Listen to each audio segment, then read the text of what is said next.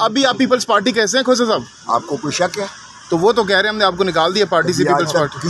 किसने कहा है? वो कहते हैं डी नोटिफाई। मुझे आज तक ना कभी नहीं किया, ये गलत खबर चढ़ी है और उन्होंने इनकार किया है।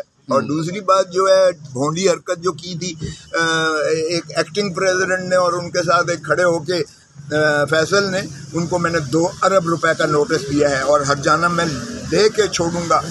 वो उसको कोई हक नहीं है इस किस्म की लग़्व बातें करने का जो उन्होंने फरमाई हैं। और बात हुई है सर जरदारी साहब से फोन पर बात हुई है आपकी कोई?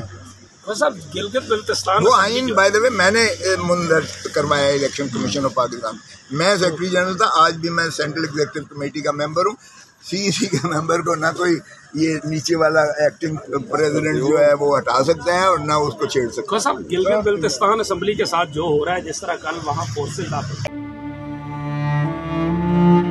अवाम के लिए एक और मुश्किल, आटे की अदम दस्तयाबी पर अवाम परेशान। शदीद गर्मी में यूटिलिटी स्टोर्स के बाहर लंबी लंबी कतारें।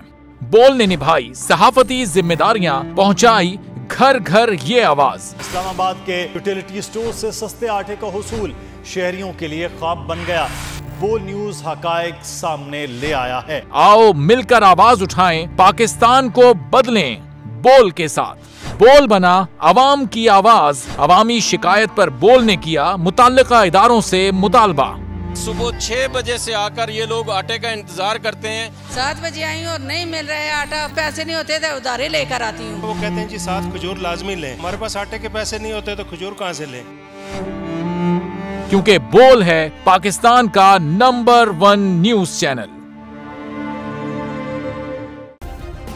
सब्सक्राइब करें और बेल दबाएं ताकि कोई खबर रह न जाए।